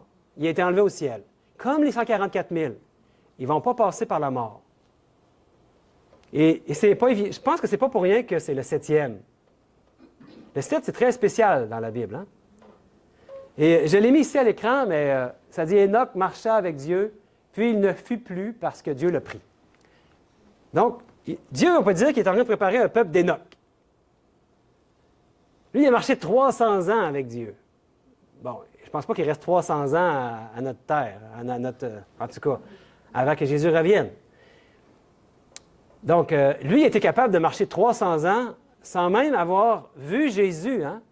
Juste sa relation avec Dieu le Père et avec Jésus, qui était Michaël avant, était tellement forte que, c'est ça que ça veut dire marcher. Hein? Il y avait une relation de tous les instants avec lui. Et il ne péchait plus. Marcher avec Dieu, ça veut dire tu ne pêches plus. Et cette dernière génération, on l'a vu, ce sont ceux qui vont chanter un cantique nouveau. Est-ce que ça vous a déjà interpellé savoir c'est quoi le cantique nouveau? Tu sais, ils vont avoir une partition, mais personne ne va l'avoir, juste eux. Là. Ils vont avoir les seuls qui vont avoir le chant. Florence, je ne sais pas si tu vas l'avoir, ce chant-là, mais si c'est passé de 44 000, tu vas avoir le chant nouveau. En fait, un cantique nouveau, seulement eux vont pouvoir le chanter. Pourquoi? Parce qu'ils vont avoir vécu une expérience unique. Personne, aucun autre peuple dans l'histoire de l'humanité va avoir vécu ce qu'ils vont avoir vécu, passer au travers des temps de tribulation. Ils vont avoir vaincu par le sang de l'agneau. Ils vont pouvoir chanter, leur vie va être comme un chant nouveau. Leur expérience fait que personne d'autre peut le chanter, ce chant-là, parce que c'est leur expérience à eux, les 144 000. Ils ont eu le privilège, puis ils vont avoir le privilège ensuite de suivre l'agneau partout où il ira. Formidable. Wow! Mon Dieu, c'est trop! Moi, si je pourrais juste avoir une petite place dans le ciel, j'en serais heureux. Mais mon Dieu, si tu nous permets de faire partie de 144 000, on va suivre l'agneau partout où il va. Mais vous savez, tout nous vient des mérites de Christ. C'est même pas, tu sais, des fois, il y en a qui disent, il faut que tu fasses ta part, là, tu sais. Jésus a fait son bout, mais toi, fais ton bout. Aide-toi, le ciel t'aidera. On pense que ça vient de la Bible, ce texte-là. Non, mes amis, c'est satanique. T'as pas à dire ça quand tu es un chrétien. C'est une expression qui serait à bannir, n'est-ce pas? En fait, moi, j'aimerais vous dire que c'est même pas 1% mes efforts à moi. 100% les mérites de Christ, 0% les mérites de Sébastien. Si je ne réalise pas ça, Dieu ne peut pas m'amener où ce qu'il veut m'amener. Mort, ça veut dire, il n'y a plus de vie. C'est Christ qui vit en moi. Nouvelle créature. Je sais, il y a beaucoup d'églises chrétiennes qui s'appellent Nouvelle vie, etc. Est-ce qu'on comprend vraiment ce que ça veut dire être né de nouveau? Né en Christ? La profondeur de ce que ça veut dire? Ça veut dire que l'ancien Sébastien, il ne vit plus, là. Des fois, il veut revenir, tu sais. Là, tu cales la tête, rentre dans l'eau, retourne dans l'eau, meurs. Puis des fois, ça arrive qu'on peut retomber. Puis là, on n'est pas content, on pleure, on crie à Dieu, mon Dieu, j'ai tombé. Donne-moi la force que ça n'arrive plus, pardonne-moi. Puis il met en nous le repentir, hein? Puis il nous pardonne. Puis il dit, on a un avocat auprès du Père. Jésus-Christ le juste. D'ailleurs, le mot avocat, c'est paraclète, ça veut dire consolateur. Petit clin d'œil pour ceux qui comprendront. En fait, Paul, il nous dit toujours, non pas moi, mais Christ. C'est le concept de Paul, on dit, hein? Mais ça devrait être notre concept à nous aussi. Non pas moi, mais Christ. Tu sais, nous, quand on va être au ciel, là, on se dit toujours, puis sur la nouvelle terre ensuite, « Ah, moi, j'ai hâte d'aller voir Noé, voir comment ça s'est passé. J'ai hâte d'aller voir Moïse, tu sais, quand il est sur la montagne en haut. Ah, moi, je vais vouloir voir Marie, tu sais, puis Jean-Baptiste. » Mais vous savez quoi? Quand on va être là-bas, moi, je suis convaincu que les gens vont vouloir venir vous voir, vous, les 144 000. Parce que vous allez chanter un cantique nouveau. Personne ne va pouvoir chanter ce cantique-là. L'expérience que vous allez avoir vécue, de mort à vous-même, puis de laisser Christ vivre en vous, ça ne s'est jamais vu, ça, dans un peuple au complet. Ça s'est déjà vu dans des individus. On a dit Enoch. Élie aussi, j'avais passé par la mort. Hein? Il y a au moins ces deux personnages-là. Puis il y en a peut-être d'autres aussi, qui ne sont pas relatés dans la Bible. Mais un peuple au complet, ça ne s'est jamais vu. Et ça, c'est ce qui s'en vient pour nous. C'est ce qui reste à accomplir. Pourquoi que Jésus n'est pas encore revenu? Moi, je pense que c'est parce que son peuple est encore incrédule par rapport à cette vérité-là. Il doit avoir un grand cri qui soit donné au monde. C'est ce que l'ange doit faire, un grand cri. Donc, c'est à quoi nous sommes appelés. Hein? Donc, les 144 000 sont le peuple de Dieu de la dernière génération qui vont suivre l'agneau partout où il va. Puis ça se trouve à être de suivre Jésus même dans ce qu'il fait dans son ministère présentement. Est-ce que vous savez où est Jésus aujourd'hui? Puis qu'est-ce qu'il fait au ciel? Avez-vous une idée? Vous êtes déjà arrêté à penser, mais il est où Jésus? Qu'est-ce qu'il fait? Là? Il est-tu sur un nuage puis il attend qu'on arrive? Il fait quoi? Il prend un café? Non! Pour le savoir, on doit comprendre quelque chose. Puis je sais que c'est un gros sujet. Puis j'ai un défi de l'aborder en peu de temps. Parce que là, est-ce que vous m'accordez encore quelques minutes? C'est la dernière conférence. Après, je ne sais pas si on va se revoir. J'espère vivement que oui, parce que moi, je peux vous offrir même avec notre petite église d'autres études pour aller plus loin. Je sais qu'il y en a qui ont des questions, puis ça va nous faire plaisir d'aller plus loin. Puis moi, je n'ai pas toutes les réponses. Ensemble, on peut grandir, comme je le disais à quelques-uns. Mais on veut savoir qu'est-ce qui fait Jésus dans le ciel. C'est quoi son ministère? Puis pour le savoir, il faut aller étudier un petit peu le sanctuaire. Je vous dis, j'ai fait un cours sur le sanctuaire, ça a duré combien de semaines? Je pense que ça a duré 4 mois. Chaque semaine, on avait un cours. Le sanctuaire de Dieu, connaissez-vous ça? On en parle dans Hébreu, hein? Mais on en parle surtout dans l'Ancien Testament. Le sanctuaire, c'est un type. Et tout ce qui était comme service, puis tout ce qui se passait dans le sanctuaire, trouve son accomplissement dans ce qu'on appelle l'antitype. Vous allez comprendre. En fait, Moïse, c'est lui qui a été instruit de faire un sanctuaire, n'est-ce pas? Et à quel moment, ça, quand ils sont sortis d'Égypte? Dieu voulait former un peuple, lui montrer le plan du salut, en fait. C'est ça, le sanctuaire. Il dit, ils me feront un sanctuaire, et j'habiterai au milieu d'eux. Vous ferez le tabernacle, c'est ça que ça veut dire, hein, et tous ces ustensiles d'après le modèle que je vais te montrer. Les gens, aujourd'hui, quand ils sacrent, ils ne se rendent pas compte de ce qu'ils font. C'est un blasphème contre le temple de l'Éternel. Mais ce mot-là existe dans la Bible. On peut le dire, le tabernacle. Je ne suis pas en train de sacrer quand je dis ça. Hein? Et c'est très, très sérieux. Tous ces ustensiles, il dit d'après le modèle que je vais te montrer. Donc, Moïse a vu. Dieu lui a montré en vision un modèle. Puis lui a fait une représentation de ce modèle-là. Il a essayé de copier ce qu'il a vu. Et c'est ça qu'il a eu comme modèle. Et ça, c'était le peuple d'Israël. Chacune des 12 tribus était autour. Puis la tente, tout le parvis, tout ça était au centre du peuple. Et c'était toujours dans le même ordre. Il y avait une raison pour ça aussi. On pourrait l'étudier à un moment donné. Puis on voit Dieu manifester sa présence, parce qu'à un moment donné, quand ils ont fini de construire, bien, Dieu a agréé la construction. C'était le bon modèle. Ils ont bien fait la construction.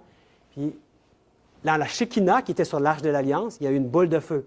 Puis ça faisait une nuée. Puis la nuit, ça faisait une colonne de feu. C'est formidable. On pourrait étudier ça, là. Il y a beaucoup de choses à dire.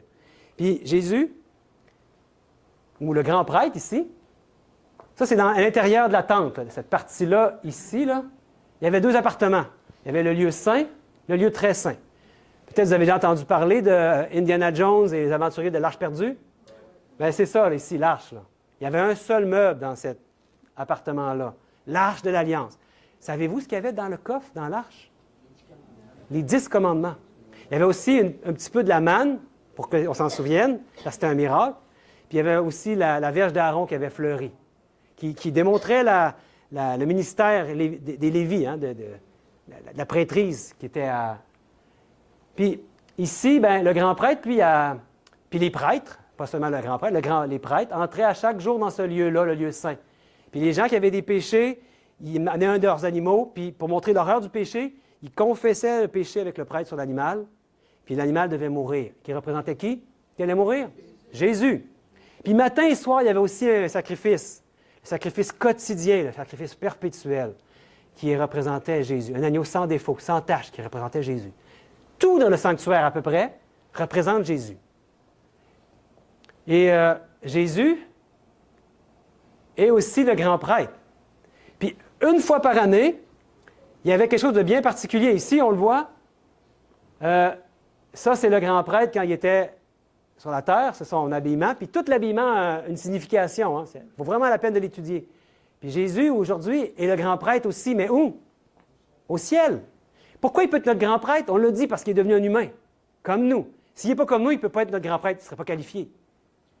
Puis, il n'est pas grand prêtre selon l'ordre charnel des Lévites. Il est selon l'ordre de Melchisédek. Puis, je ne vais pas vous parler de ça ce soir, mais étudier ce sujet-là, c'est vraiment passionnant. Donc, il nous dit ici dans l'Hébreu, « Ainsi, puisque nous avons un grand souverain sacrificateur qui a traversé les cieux, Jésus, le Fils de Dieu, demeurons fermes dans la foi que nous professons. » Et on sait très bien que Jésus, quand il est mort sur la croix, représentait l'agneau. Le lendemain, il vit Jésus venant à lui, il dit « Voici l'agneau de Dieu qui ôte le péché du monde. » Quand Jean-Baptiste a dit ça, il savait qu'est-ce qu'il faisait référence. Pour les Hébreux, le temple, ça faisait partie de leur vie, les sacrifices, tout ça. Pour nous, quand on dit ça, l'agneau de Dieu, aujourd'hui, on entend ça des fois quand on va à l'Église, mais on ne comprend peut-être pas. Mais ça vient du sanctuaire. Et qu'est-ce qui se passait une fois par année? Ici, là, le grand prêtre, à chaque jour, il allait allumer le chandelier, il allait rallumer, il s'occupait de l'autel des parfums, à chaque semaine, il changeait les pains. Mais une fois par année seulement, il allait au-delà du voile. Seulement le grand prêtre pouvait faire ça. Et au-delà du voile, c'était le lieu très saint. Et quand Jésus est monté au ciel, bien, il est devenu notre grand prêtre. Il s'est acquis ce droit-là en devenant un humain, puis en mourant pour nous. Il est devenu le sacrifice. En fait, Jésus est le sacrifice, puis le grand prêtre en même temps. Il a tout accompli dans le sanctuaire. Le type, bon, l'antitype, l'accomplissement, c'est accompli en Jésus. Puis, donc, quand Jésus est monté au ciel, bien, il est entré dans ce qu'on peut appeler le sanctuaire céleste. Un endroit dans le ciel où, parce que c'est une représentation sur la terre de ce qui se fait au ciel. Et on va voir dans Hébreux 9, il nous dit, un petit peu plus loin ici, « Car Christ n'est pas entré dans un sanctuaire fait de main d'homme, en imitation du véritable, comme sur la terre Moïse avait été instruit, mais il est entré où? Dans le ciel même, afin de comparaître maintenant pour nous devant la face de Dieu. » Il est en train de comparaître pour nous. Il est en train d'offrir ses mérites pour nous, constamment. Jésus-Christ est dans son ministère, dans le sanctuaire céleste présentement. Si vous vous demandez qu'est-ce qu'il fait Jésus au ciel, bien, on peut le comprendre. Il est notre grand prêtre, puis il officie. Il est dans un ministère. Et il se trouve dans le sanctuaire céleste. Dans le sanctuaire, il y a combien d'appartements sur la terre? Il y en a 2, hein? Le lieu saint et le lieu très saint. Il n'y en a pas d'autres. Quand Jésus est monté au ciel, quelle phase de son ministère est-ce qu'il a débuté? Bien, sûrement dans le premier appartement. Dans le premier appartement, c'est quoi qui se passait quand on était sur la terre? Je vous dis, je vais vite, là. Il faudrait vraiment qu'on l'étudie plus à fond. Mais le ministère dans le lieu saint, c'était le ministère où c'était le pardon des péchés. Puis là où ce qui nous sanctifie. Il veut qu'on arrête de pécher. Puis quand est-ce qu'il a débuté son ministère dans le lieu très saint? Il y a un moment dans l'histoire qu'il a débuté son ministère dans le lieu très saint. Son ministère dans le lieu très saint, c'était quoi en fait? Une fois par année, tous les péchés qui avaient été transférés sur le voile, aspergés sur le voile, mais ça devait être purifié. Les Juifs appelaient ça le Yom Kippour. En français, on dit le grand jour des expiations. Tout le peuple était rassemblé autour de la tente d'assignation, le tabernacle. Puis là, le grand prêtre, il offrait il y avait des sacrifices qui étaient offerts spéciaux pour lui-même, parce qu'il devait entrer dans le lieu très saint. C'était solennel. Parce que s'il y avait un péché qui n'était pas confessé, qui ne s'était pas repenti, il allait mourir en entrant dans le lieu très saint. C'est déjà arrivé qu'il y en a qui sont morts en entrant dans le lieu très saint. Parce que Dieu voulait nous enseigner quelque chose de très solennel. C'est sacré, ce qui se passe là. Puis le peuple attendait. Même il y avait des clochettes autour de sa robe pour être sûr qu'il bougeait encore. Puis il y avait même une corde que s'il mourait, on pouvait le tirer parce que personne ne voulait rentrer dans le lieu très saint. Et là, le peuple attendait. Est-ce que les péchés vont être purifiés? Donc, il est entré maintenant, Jésus-Christ, dans le lieu très saint, dans son dernier ministère.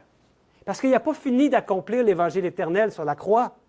Il y avait un ministère à faire dans le lieu saint, du sanctuaire céleste. Et maintenant, il est entré dans la dernière phase de son ministère, dans le lieu très saint du sanctuaire céleste.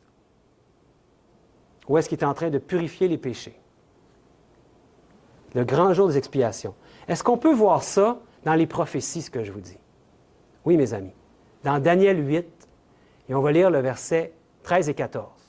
« Et j'ai entendu parler un saint, un autre saint, dit à celui qui parlait. Pendant combien de temps s'accomplira la vision sur le sacrifice perpétuel et sur le péché dévastateur?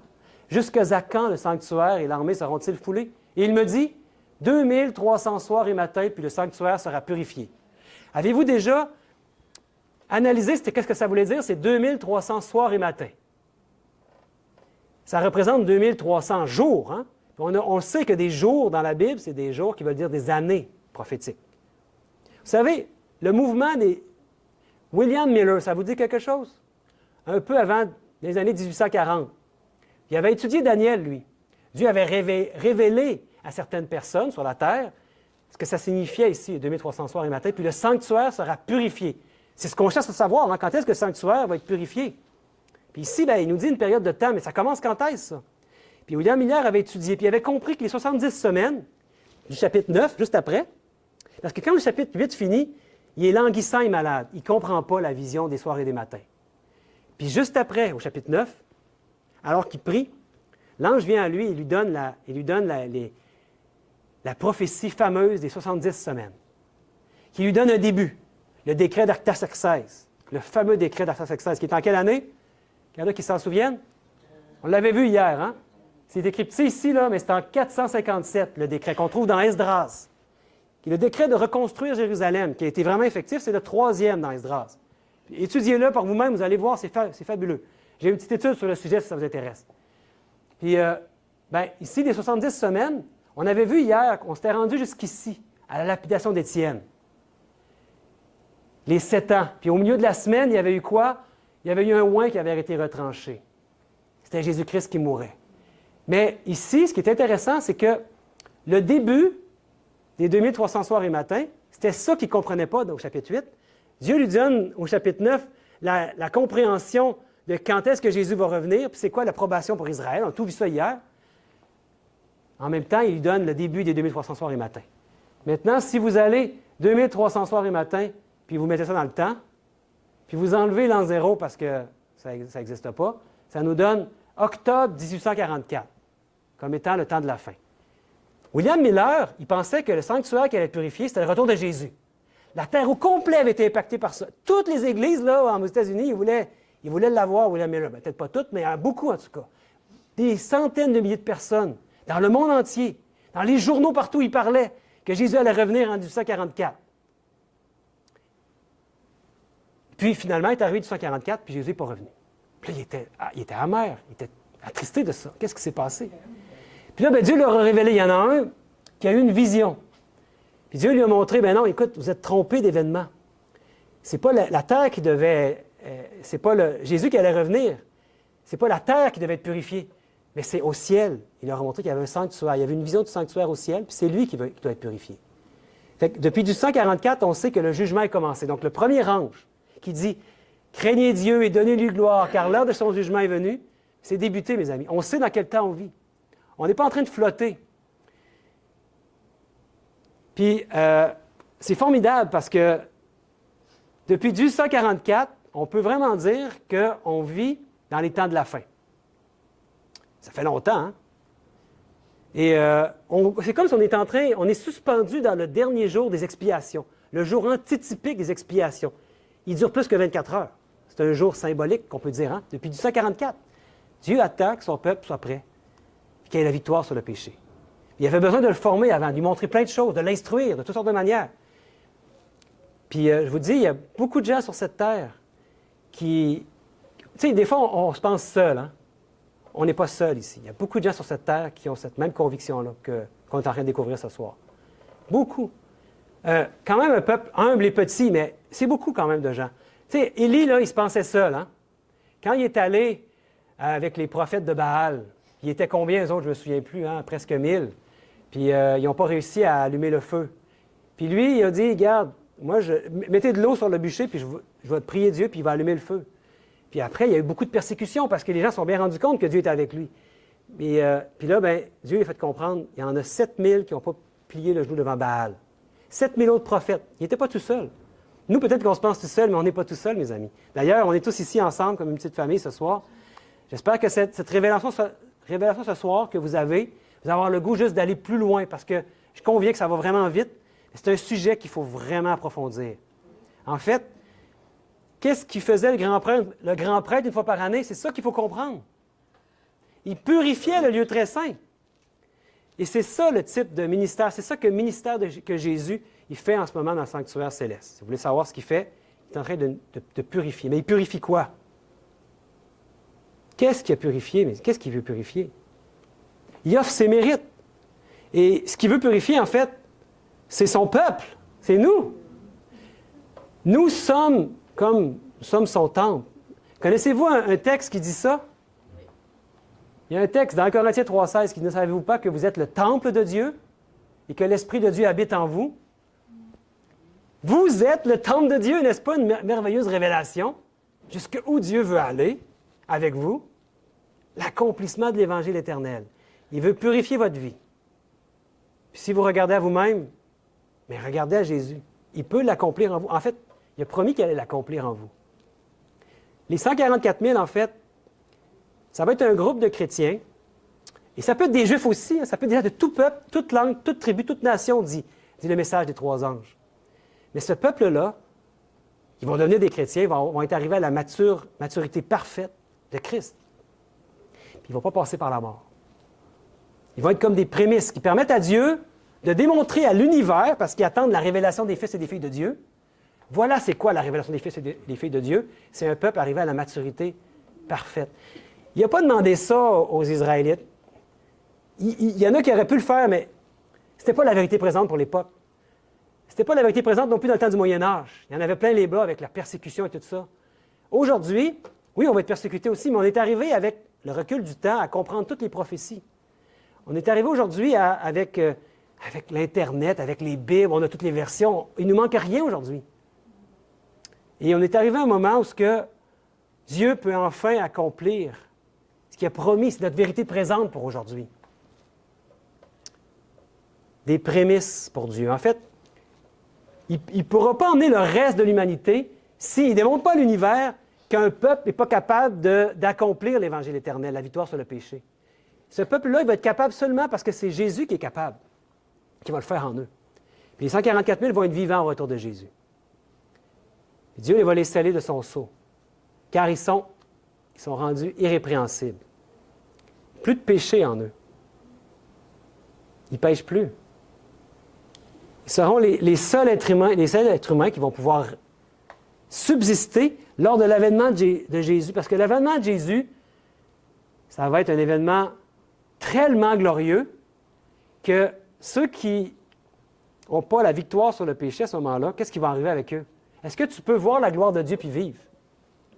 Non, mes amis. Il y a des textes qui nous montrent ça, comme par exemple Moïse, hein, qui avait voulu voir la gloire de Dieu, puis Dieu l'a juste montré hein, en repartant dans le dos. Tu ne peux pas voir Dieu. En plus, quand Jésus revient, qui est glorieux, il vient avec qui? Il vient sur la nuée. Ça veut dire avec les anges. Puis ça dit qu'il va y avoir une demi-heure de silence dans le ciel. Ça veut dire qu'il n'y a pas un ange qui va vouloir manquer ça. C'est ça que ça veut dire, le silence. Hein? Et ils vont tous être là. Ça veut dire que la gloire va être tellement impressionnante. Il y en a qui ont dessiné des images, là, c'est éblouissant. Seuls ceux qui font partie de 144 000 vont pouvoir supporter, subsister avec toute cette gloire-là qui revient. Ils sont rendus irrépréhensibles. Mais jusqu'à la fin, ils vont se demander s'ils sont sans tâche. Jamais ils vont pouvoir le dire pour eux-mêmes. La grande controverse tire à sa fin, mes frères et sœurs. Puis Dieu prépare en ce moment, il nous prépare chacun de nous. Moi, je suis vraiment convaincu que si vous êtes ici ce soir, c'est parce qu'il voulait que vous entendiez ce message-là. Peut-être c'est la première fois que vous êtes ici. Puis là, il y a plein d'éléments qui vous manquent. Mais s'il y a quelque chose dans votre cœur qui résonne en ce moment, vous sentez que Dieu vous appelle à peut-être en savoir plus, ou vous sentez que c'est vraiment l'Évangile éternel, bien, je vous invite à ne pas résister. À ne pas résister. Parce qu'en ce moment même, on est à l'aube du dernier grand conflit. Puis les 144 000, à la fin du temps de probation, ils vont être scellés comme saints et justes. Seulement Christ est juste.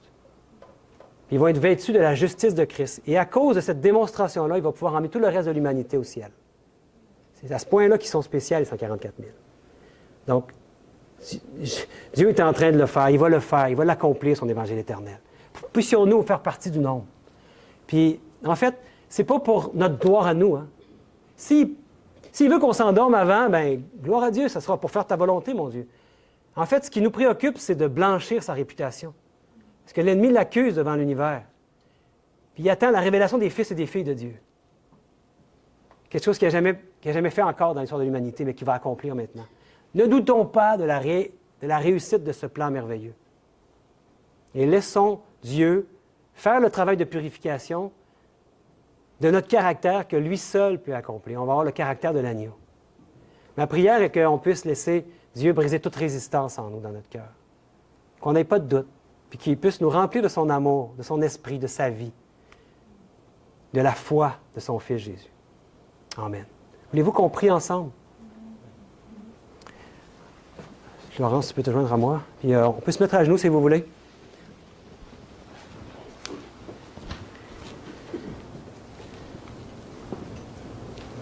Bon Père éternel, je sais que ce soir, c'est un message qui a été présenté qui peut nous amener des doutes. L'ennemi veut nous mettre du doute dans notre esprit. Mais bon Père, je te prie que tu montres à chacun quel est ce fameux accomplissement de l'Évangile éternel que tu veux faire. Qu'est-ce que tu veux faire avec les 144 000? Que peut-être dans les prochains jours, tu leur donnes une confirmation à ta manière, hein, qu'ils vont comprendre. Et que ça puisse être bien ancré en eux. Bon Père, qu'ils puissent se joindre joyeusement à ce groupe de toute langue, tout peuple, toute tribu, toute nation, qui va être bientôt un peuple visible dans ce monde, parce qu'il va parler avec une grande autorité, avec une voix forte. Le monde entier va être saisi de ce que tu veux faire avec ton peuple. Donner la victoire sur tous les péchés. Et on sait, bon Père, que ce n'est pas en regardant nous-mêmes qu'on peut y arriver. Tu veux mettre ta loi dans notre cœur. C'est seulement en regardant Jésus-Christ et surtout en te demandant de vivre en nous par ton esprit. À chaque instant qui passe. On ne voudrait pas même partir de la maison sans demander ton assistance, demander ta protection et demander ton esprit à chaque jour, qu'on puisse naître de nouveau à chaque jour. C'est le culte raisonnable que tu t'attends de nous, le sacrifice de notre moi, de notre ego. À chaque jour. Mon Père, on voudrait mieux te connaître. On voudrait nous rapprocher de toi, avoir une relation tellement intense ou complète avec toi qu'on entend ta voix dans notre cœur. Quand on arrive pour faire une action, si ce n'est pas ta volonté, tu nous parles dans notre cœur, dans notre conscience, dans notre esprit, qu'on puisse trouver le bon poste de communication avec toi et qu'on y reste sur ce poste toujours. Qu'on puisse toujours entendre ta voix dans notre cœur.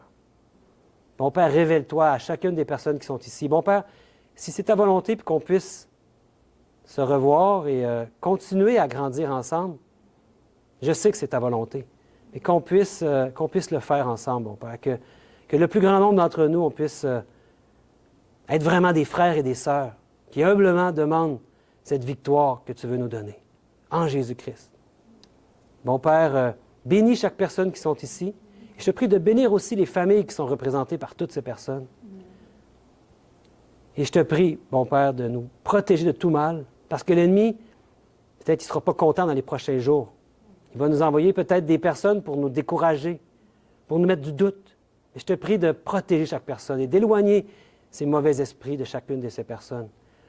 Et je t'en prie, bon Père, au nom et par les mérites de Jésus-Christ, notre seul Sauveur. Amen. Amen. Amen.